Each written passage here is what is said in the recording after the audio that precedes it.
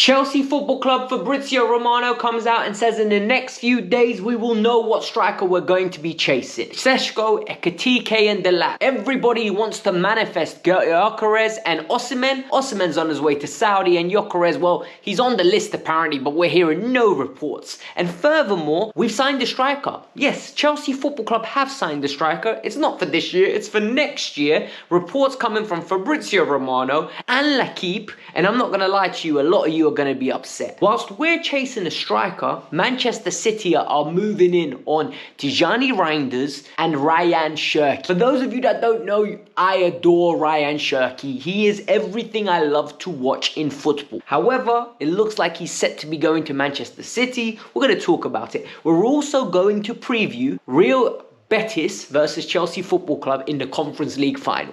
Once you're in the final, you want to win it. Yes, since 2003, Spanish clubs have won every single final they've been in Europe, excluding the Super Cup. So Chelsea have got history against them. However, there is no excuses. It's time to pick up a trophy. Let's break this down. Let's get into it. The little details and we'll smash it. But before we get started, number one, hit that like button. 1,000 likes go a long way, and that's the best way you can support the channel. Number two, subscribe if you're new to the channel. I break down the latest Chelsea football related news and any big topics around for the football game that need to be discussing. And finally, if you can't get enough of Kavkas View and you want more, in the pinned comment, I'll leave my TikTok. That's where I'm going to start releasing more content. You can go check it out, give it a little follow, trying to get to 100 TikTok followers as quick as possible. Let's do it. Fabrizio Romano has come out and basically given us an explanation of what's going on around Chelsea. Look, Chelsea Football Club are hunting 3 players. Benjamin Šeško, Delap and Hugo Ekitike. What do we know about this? We know that Delap will cost around £30 million. 5 clubs interested in him, all 5 English. We also know there are some foreign clubs. We haven't heard their name. Furthermore, Benjamin Šeško, Arsenal are really interested with Mikel Arteta pushing for him. However, Chelsea Football Club have him on their list. Hugo Ekitike, £82 million, 100 million euros player. Very nice method of payment. However, the fee is going to be enormous. And Fabrizio says at this moment in time, Chelsea are working on those 3 the best. Plus, there'll be more information that comes out after the final. Everyone at Chelsea is focused on this Conference League final. They want to secure the trophy. So calma. That's what he said. For me, it's clear as day who Chelsea want. Chelsea want Delap. We don't get Delap, I feel like we're going to move over to Ekitike or Šeško or maybe someone else. People are asking me consistently about Osimhen and they're asking me consistently about Gyökeres. I'm just going to put it this way. Al Hilal are coming out with more and more information via the Saudi newspapers. They're saying initially the deal was agreed. Now there's numbers behind the deal. He's going to be playing for them at the Club World Cup. In my opinion, he's chosen money over legacy building performances. And for me, I can't criticize someone that picks that. It's his decision. He's a grown man. He knows what's important to him. So good luck to you, Victor Osimhen. Enjoy the Saudi League. Victor Gyökeres, hey, I was talking to Matisse and Eunice today on the timeline, and I basically put it this way.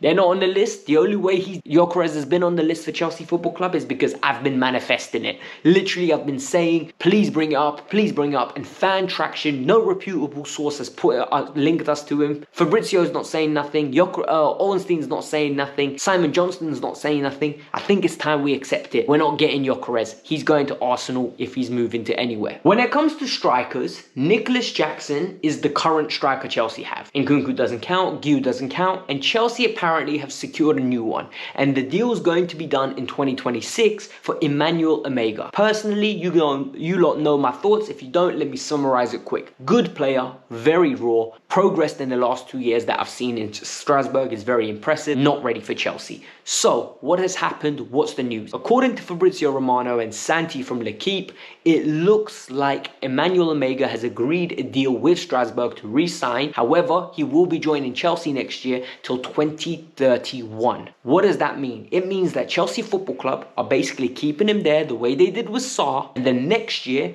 the player automatically joins Chelsea via a transfer with a pre-agreed fee. Why is this happening? Number one, I think Chelsea do not want to lose him from Strasbourg, meaning Blueco, who own both clubs, believe that Omega is going to be great. They do not want to lose him. We've seen links to Crystal Palace, Everton and West Ham all chasing him. Frankfurt have been interested in him replacing Hugo Ekitike when he leaves. So what I think Strasbourg are doing here, they're basically trying to retain their asset. The way they're doing that is you give us a year, you develop, and then you move to Chelsea. It's a bigger club than you leaving straight away. Furthermore, and this is the biggest one of all, I think Chelsea believe and Blueco believe that he's going to kick on again. Initially, I think he got 9 goals in the league. This year, he got 14. I think they believe he's going to kick on and get around about 20 this year. If he does that, guess what's going to happen? He's ready for Chelsea in their eyes. He's going to come across, be the backup striker, and absolutely develop. And finally, the fee is already agreed in advance. So if he scores 20 goals, FIFA and UEFA can't get involved and say, hold on, you can't be signing him. Fair value. This can't be a 20, 30 million pound move. This has to be a 50, 60 million pound move.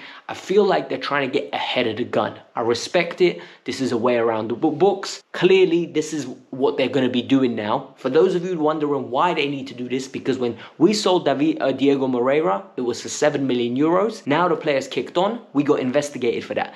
Then they tried to sell David Washington for 17 million euros. The fee was so high that UEFA wanted to investigate it, so they decided not to do it. Now he's on loan at Santos, and that's where it ends. However, why is this big? The reason it's big is because Alex Goldberg on his podcast on Playback openly came out with something called bird food. He calls it when there's a little bit of information that he gets via his sources. And to be fair, his sources have been really good in recent times, and I think he's very credible. We know he's in contact with players. We know he's in contact with scouts at Chelsea. We know he's in contact with a lot of people. That's not even a secret. He publicly says it. What he said is, there's been a little bit of frustration with Nicholas Jackson. If the club receive a big offer, they won't be against selling him. And for me, this stinks of they're trying to get rid of him in the summer. Personally, I've said it before and I'll say it again. I'm really disappointed in the way Jackson has developed. If the offer comes in for Jackson that I deem to be reputable, that for me is around about 45 to 50 million pounds. Jackson can move on. We got him for 30. I think 15 million in profit. I don't believe his finishing is going to get better. I've seen enough. I think his link-up play is very good. However, at Chelsea Football Club, I need more. I need you to be able to finish your dinner, and I don't think he can.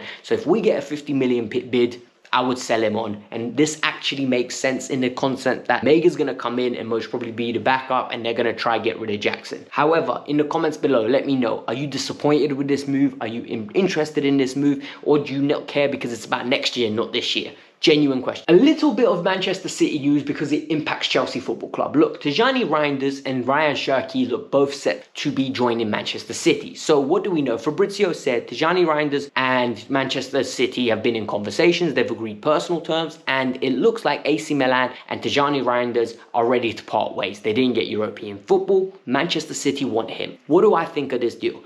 Tjani Rinders to Manchester City is a very smart move. Why? He replaces Aykan Gundogan perfectly, goes from midfield, ability to get around quicker, he's fluid, and more importantly, he's someone waiting to break out. Goes from midfield, passing, tackling, robust, combative midfielder, everything Manchester City have been looking for to partner next to Rodri. In my opinion, he won't be too expensive, 60 million euros, and he's also an upgrade on what they currently have. I believe they wasted money on Nico Gonzalez. Now they're going to get themselves Tjani Rinders, and he'll give them the goal bonus and goal spike from the midfield. Secondly, Ryan Cherki. I need to talk about this one. Everybody here knows I love Ryan Cherki. Ryan Cherki is a phenomenal footballer. Pep Guardiola, if you get your hands on Ryan Cherki, I double dare you not to ruin. Because the reality is, if you try and make him into one of those tappy pass merchants, I'm going to get frustrated. The man is born to play football in the correct way. Born to express himself. Born to score goals. Born to create assists. Born to entertain. Do not ruin him. Please do not ruin him. You've already ruined Jack Grealish for us. Do not ruin the second coming of Eden Hazard, because that's exactly what Ryan Cherki is. He doesn't care about running around. He doesn't care about his diet. He does not care about the physicality of the game. He's there to entertain and manipulate the football. And for me, this is a phenomenal signing for Manchester City if they get him over Morgan Gibbs-White. Fabrizio says the conversations are real. And for me, Ryan Cherki for 21 million is a bargain for anybody. I really wish Chelsea would do it, because he'd be the perfect competition for Cole Palmer. He can also play on the wing and tuck in. For me, why are we not involved in this? He's the replacement for KDB. Tjani Rinders is the replacement for Gundogan, and Manchester City, well, the rich are getting richer, because I can't believe how impressive their window has been so far.